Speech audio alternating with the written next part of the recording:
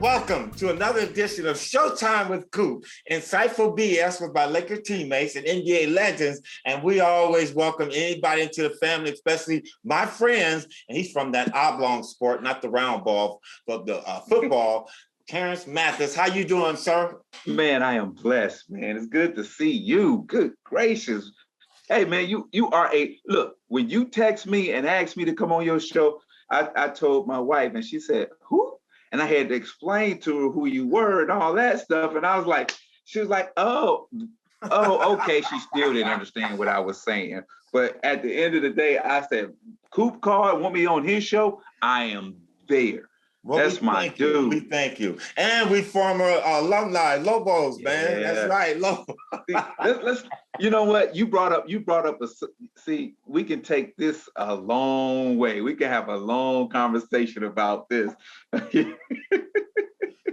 So, Terance, let's get started, babe. This is Black History Month, so we're going to include a little bit of that, okay? Who are some of your role models growing up? You from Stone Mountain, Georgia.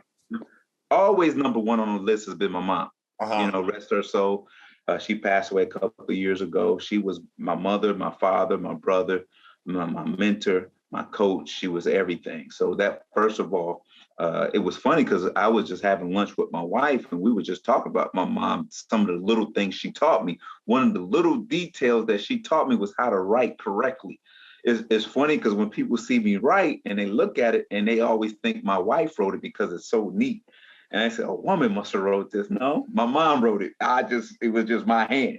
And you know what? It is so shocking you would say that because my mom, who passed away a couple of years ago, about 4 years ago now, that was the main thing that she said to me. Michael, when you write your name, people have to be able to read it. And that's I knew we were kindred spirits, man. It's the little things. It's the little things. And then, you know, growing up, it's funny because, you know, I grew up in a time where O.J. Simpson was that dude. You know, everybody had a poster of O.J. Simpson. And then, you know, you had guys like Walter Payton, Eric Dickerson. See, I'm a wide receiver, but I was raised as a running back. And then, you know, Eric Dickerson. Then you look at your Doug Williams. Then here comes Jerry Rice and Drew Pearson and all those guys, Starworth and Swan. And then, you know, the game started just, you know, evolving into something different for me. And then you go on the basketball side. I remember the Iceman Gervin poster. Greatest poster of all time, baby. That was my dude. and then here come the Lakers Showtime with Cooper Loop and Magic and see here's the beauty of all this, Ari. All these people I've talked about, I have met in my lifetime. And had conversations with them. And that's the cool thing, because even though I'll be 55 in June, I still feel like I'm 15. Like when looking at Coop, I still feel like I'm 15, like, oh, that's my dude. You know, even, you know, that's the respect that I have for those before me. You know, I'm gonna always give them respect because they paved the way. I don't care what sport you in. They paved the way for us as not just athletes, for Black athletes to be able to shine and get the gifts that we receive as far as endorsements, big contracts, whatever it may be. And if we don't salute them now, one day it's gonna be too late. So every time I get an opportunity, I'm gonna give you guys praise. Y'all, thank you, because I'm still here, baby. So thank you for my man. I'm gonna give you your roses while you alive, baby. While you alive. So Terance, you just talked about some fantastic Black athletes. I think one that you left out was Jim Kelly from the Cleveland Browns, because I grew up a Cleveland Brown fan. Right. Kelly, but that's neither here nor there. But was Black history, was that taught in your family? You know, obviously you're looking at these famous Black athletes and stuff, but what was Black history taught to you coming up? Oh, it was right away. Here's the thing, you don't know. I lived in Detroit until I was 11 years old. So, you know, it was everything up north every day was Black history, you know. Then when I moved to the South, when I was 12 years old and moved to Stone Mountain, Georgia, the sense of Black history really stuck then, because that was still in the early 80s, that was still KKK prevalent territory. So, I remember going to school, my mom signing me up, we were going to register for school, and this big truck ride by, and these white guys say, hey, Ian, go home. And that's the first time I ever heard a white man call me that. And I was running towards the street, and my mom grabbed me real quick. And I was like, come back here and say that in my face. My mom said, whoa, whoa, whoa, whoa. She said, what's your name? I said, it's Terance. Well, they weren't talking to you. They weren't talking to you because that's not your name. And that was the first time, that's the first education I got from my mom right there. They can call you whatever you called you, but I named you Terance, and that's who you are. And, and I was at a predominantly all white school, and it was just, in that time, it was still, we were still busing kids to our school, at the time. So Black history was very important to us because we had to keep our identity and who we truly were in an environment that most people didn't accept us. But, we stuck together as Black athletes, Black students and friends to make sure we still talk today. We on group chats today from, group 84 class, 85 class. And it's just, we were, even in school, we were taught Black history. Black History Month came up. It was always something about Black history. There was a play or an assembly or something of that sort. And today they don't even teach it in school anymore. It's not even taught. And it's pretty sad that it's that way. It's almost like trying to forget that we helped build this country. Yeah. They went to get us to help build this country and make them wealthy. And now you want to try to forget about us who laid the pavement for you to walk on and to drive on. And here's the thing, what I like about this generation though, Coop, is this new generation don't care. They're gonna tell you how they feel. And they're gonna go do. And they will call on a protest in a minute. Yeah. And big businesses are scared of this generation of Black women and Black men, because at the end of the day, if they call for a boycott, that's millions and billions of dollars that you're losing. So you now, even though we're moving slowly to that point, now big corporations are starting to understand the type of influence we have and the type of money we have. You got to understand, we spend over $1 trillion in consumer goods as Black people in America a year. $1 trillion a year. Imagine that, Coop. So, yeah. So if we say, and we're talking about consumer goods, we're talking about Tide and cereal, we're talking about milk. If we say, okay, if there's a mass thing goes around, says we're gonna boycott. I'm just saying, I'm not saying we're gonna do it. We're gonna boycott Coca-Cola. They lose millions a day. Yep. If we don't go buy Coca-Cola.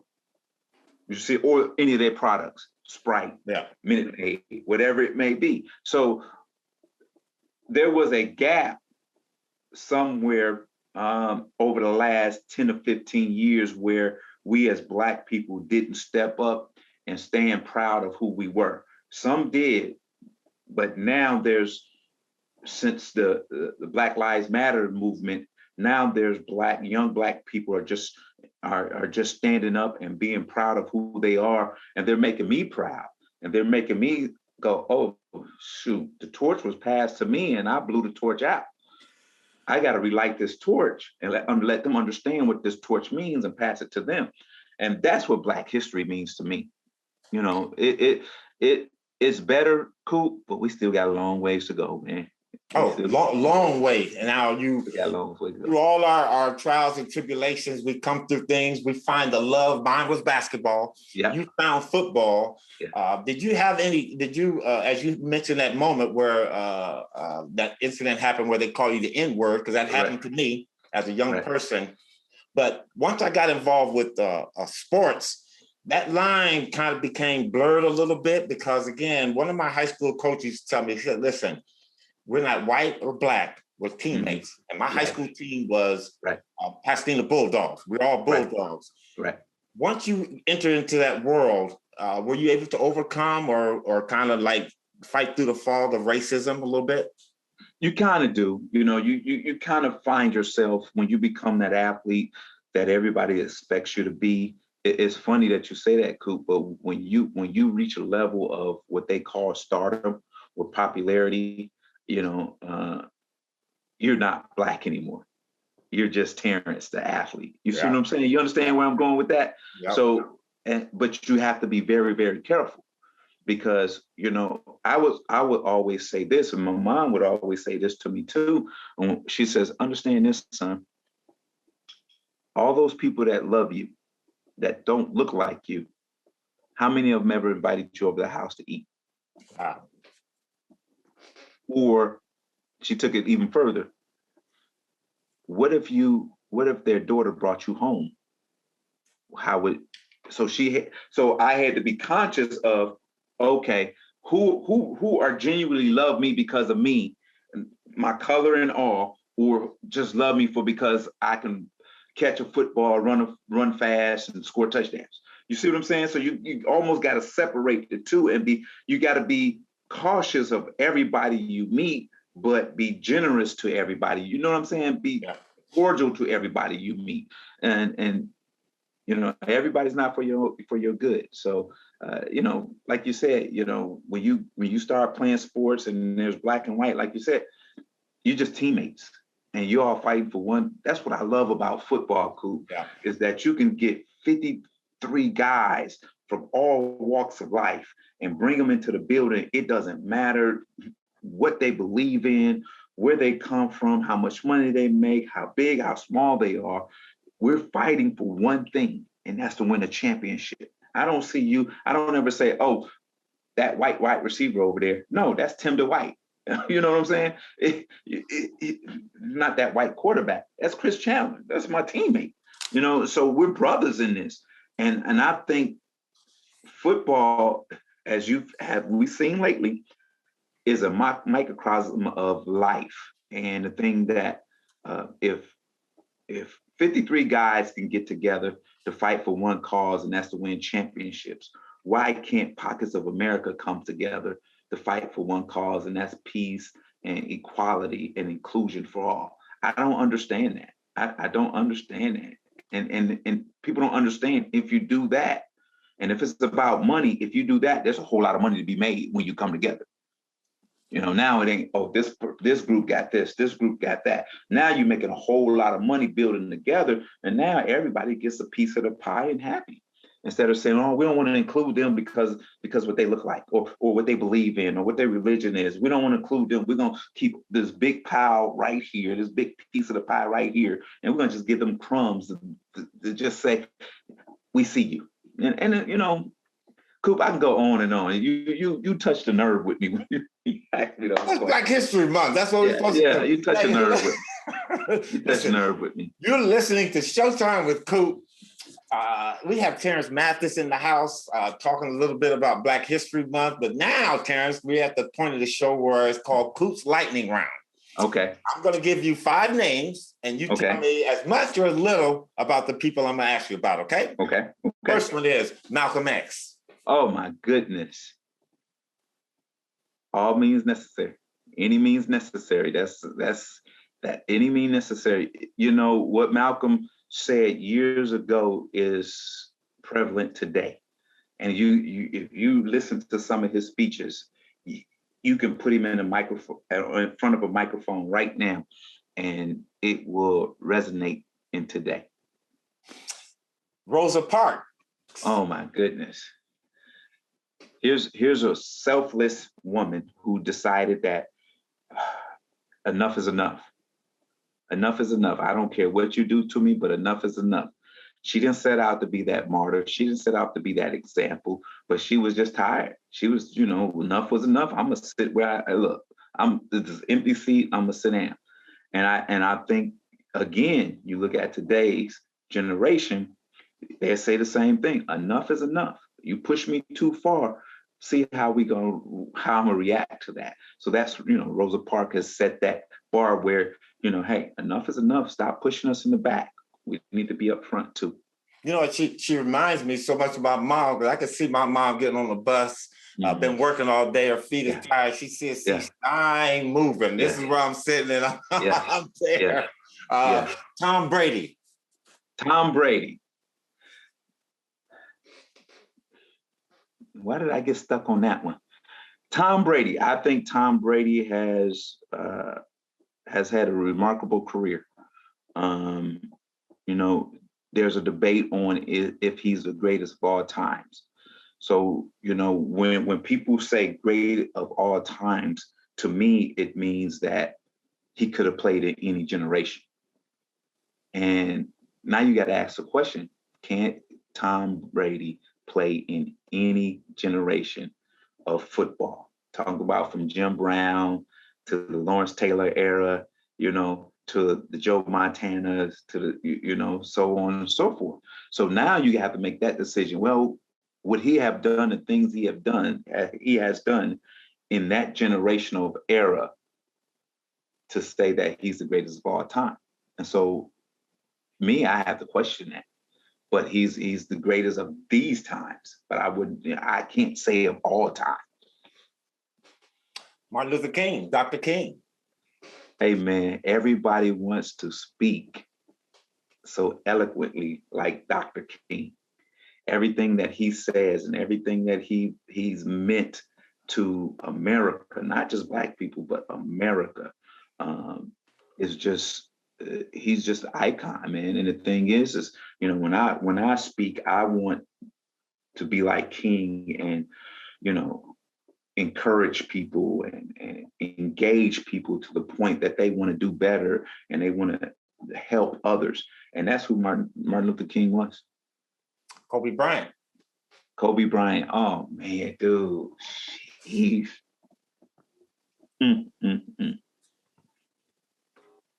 Kobe Bryant Kobe Bryant didn't get an opportunity to really be what God wanted him to be. We knew who he was as a basketball player, as a father, as a husband, as a friend to others. But Kobe was on his way to be something different than that. He was on his way of being that mentor to those who really needed it and that wanted it. And his passing has, man, you know, when you said the name, it just, Coop, dude, I've never met Kobe, but I feel like I've known Kobe all my life, or all his life. And he's just a remarkable human being. You know, I forget about the playing. He's just a remarkable human being. And if you want to talk about his playing, you know, he took the attitude of, look, any means necessary. Yeah. Great. And you're not going to push me around. I'm not going to be in the back. And I'm going to do it with eloquence and style, where it's going to be engaging. That's who Kobe Bryant is. Listening to Terance Mathis on Showtime with Coop. Terance was drafted in 1990 by the New York Jets. Ended up the remainder of his career. Why the way you sound like that is like if I was drafted by the Clippers, oh my God, yeah. But anyway, you ended up playing the majority of your career in Atlanta Falcons in front of your home fans and back where you belong. Was that difficult for you? And I know it's difficult for me, the ticket requests. I mean, did you have those same kind of issues?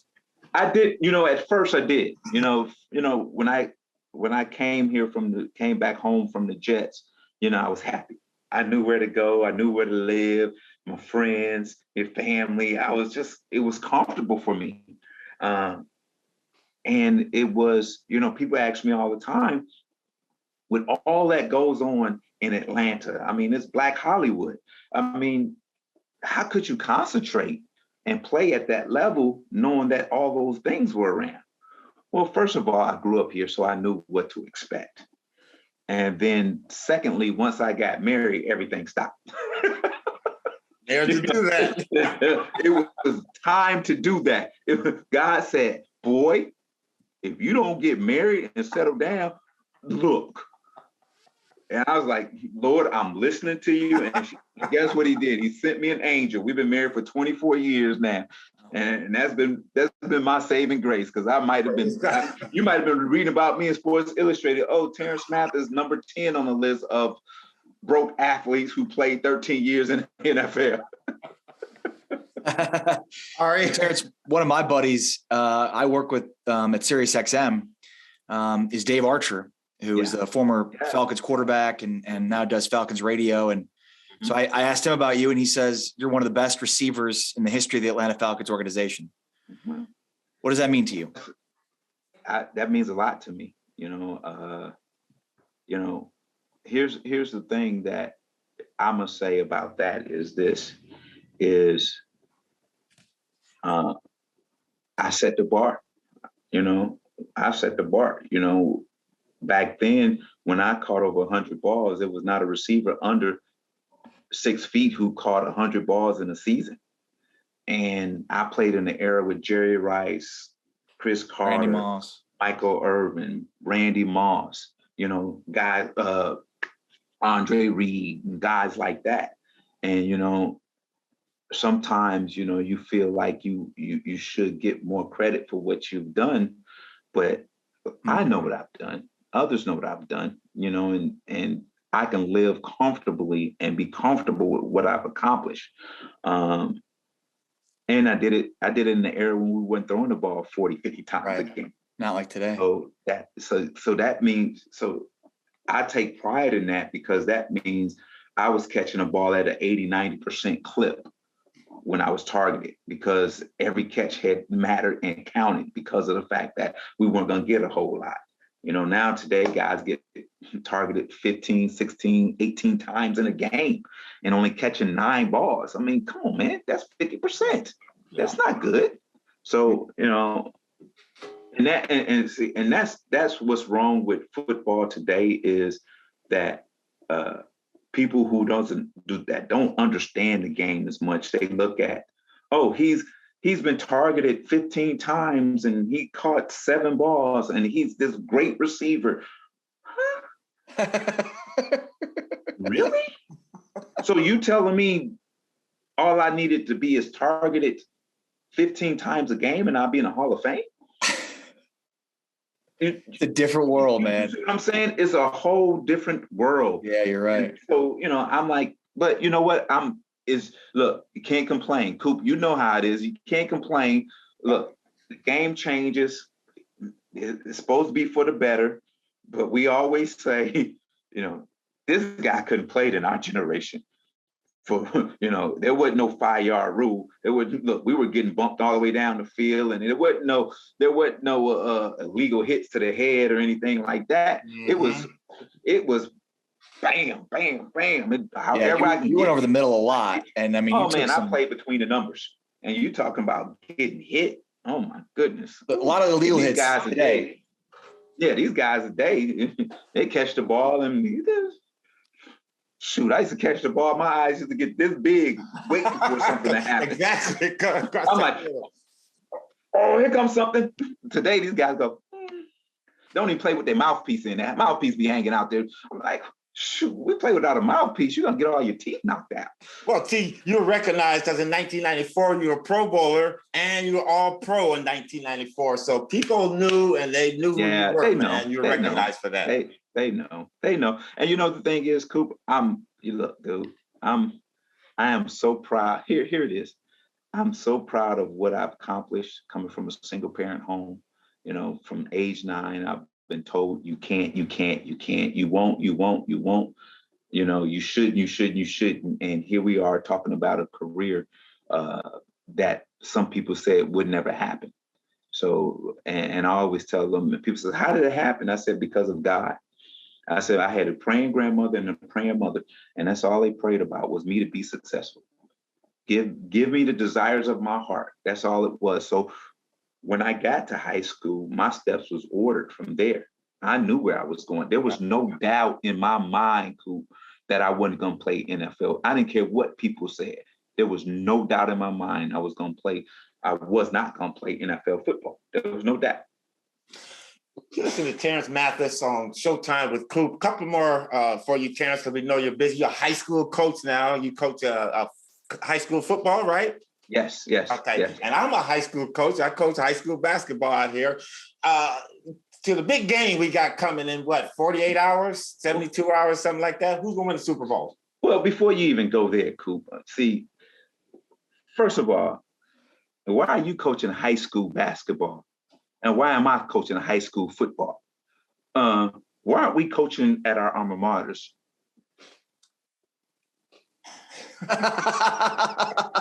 Hey, listen, that's for another show. Look, we're not gonna go. That's for a different show. That's for a different show. That's different show. That's for a different show. Okay. That's for a different show. My answer to your question is I enjoy, you know what? God gave me a special talent, a talent that he only gives a few.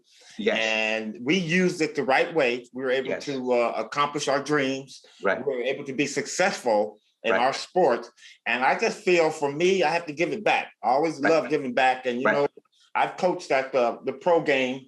I coached a little bit with the Lakers and Denver Nuggets. And guys, the new athletes are just, they know everything. Right. I coach women, which I really enjoy coaching at. But for high school, I enjoy coaching high school kids because they're receptive to what we have to give.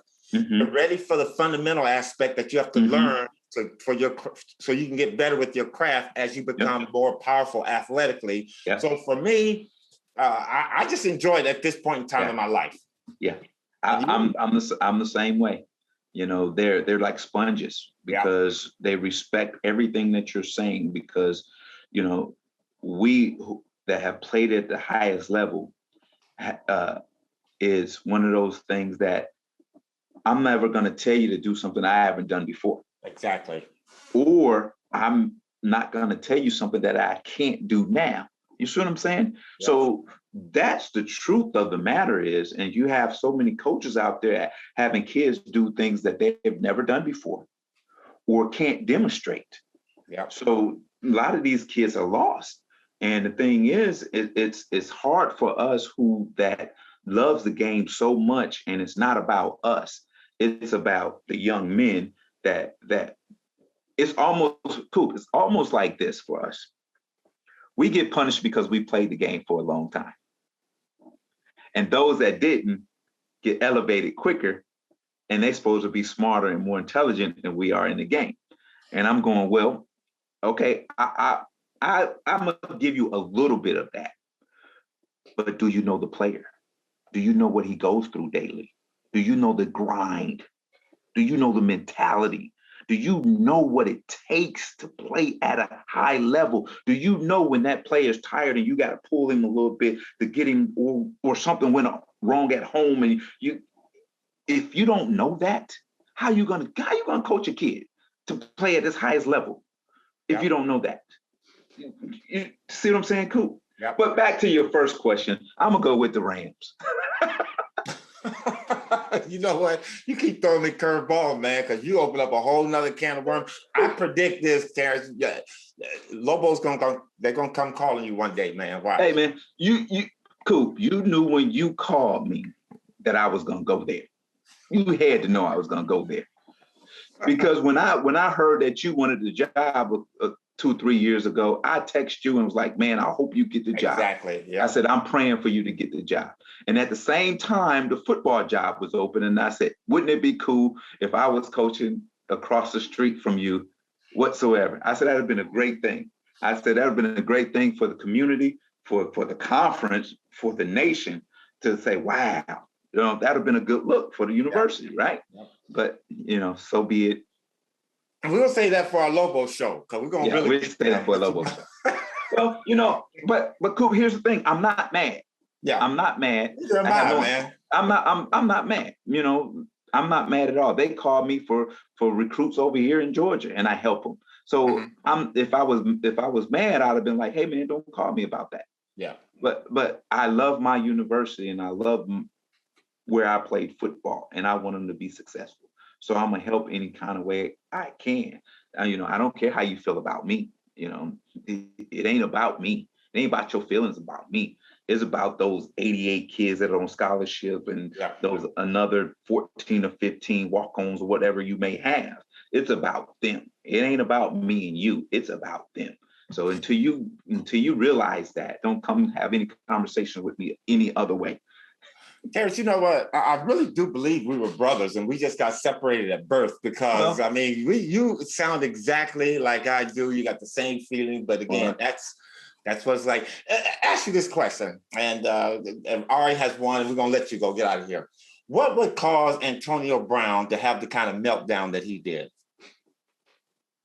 And we understand that he has some issues, things going on. I don't know, man. I really don't, you know. That's one of those things that I just don't understand. Yeah. You know, and you know, it's one of those things, you know, he says he's okay. You know, he has no mental health issues or anything like that. That's what he says. But I don't know what would cause that. I just can't see a situation, me being on the side, even if I'm going nose to nose with the head coach, for me to just leave the football field. Yeah. I don't, even if the coach said leave, I would have to say, Coach, I'm not going anywhere. I love this game. I love my teammates. You know, I want to play, you know, and then you say that to a coach where your other teammates hear that, guess what happens? Now your coach looking around going, now he going, wait a minute, I might lose these guys because this guy really want to be here. So, but I don't know, man. It's just it's amazing to me how that happens. And you know, the thing is, he probably gonna get another chance to play. You think so? Because he's that talented. He's that talented. Man, that's hard one there. Think about it. All it takes, Coop, all it takes, Coop, is just to stay quiet for the next 3 months or so. Work out, stay out of trouble.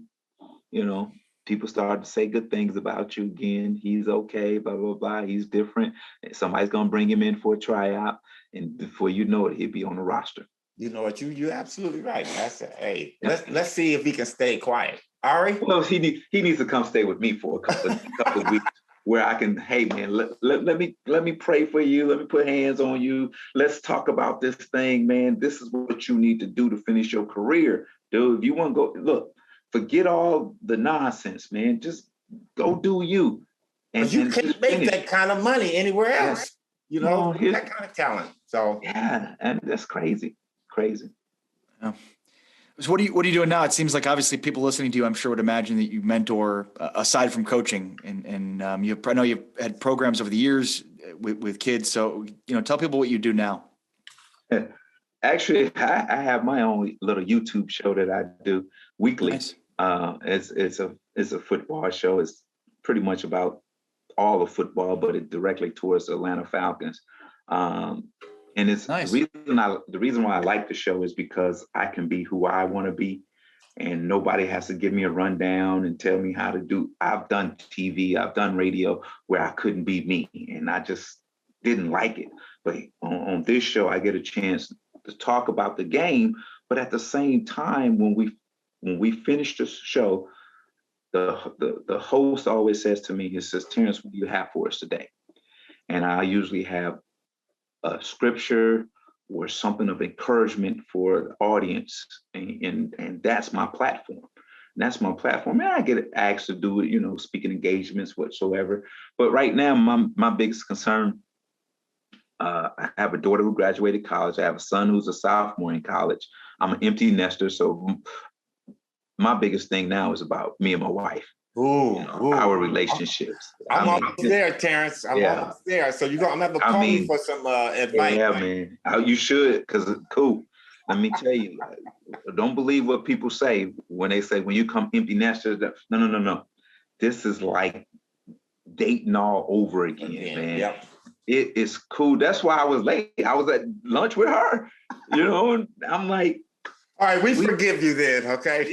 Hey, man, we'll take little trips, we'll go places and do things, and what do you want to do? Let's go, and it's it's one of those things. We sit, we watch movies, we laugh, we joke, it's like dating all over again. So that's, if anything, if I can tell young couples out there, you got to get involved with each other, man. That's when it's like this, is the best. Oh, Terance, I know the last question for me. You got the NASCAR. You're involved with that. Oh, I did that for a little while, man. And it was, I remember I had a marketing company. This is how I got into it, Coop. I had a marketing company.